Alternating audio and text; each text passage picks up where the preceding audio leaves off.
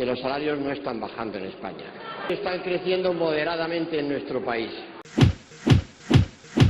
Pues lo que no se puede hacer es gastar porque sí y poner empleados públicos donde no hagan falta. Lo que no se puede hacer es tener empleados públicos cobrando sin tener un trabajo específico que hacer.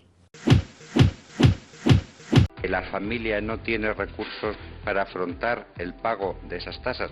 Evidentemente se pueden dar casos, pero no tener recursos, pregunto una vez más, ¿qué quiere decir? Que no se quieren dedicar recursos a eso en detrimento de otras posibilidades de usar los recursos en otras cosas. Es una huelga de un contenido político extremista.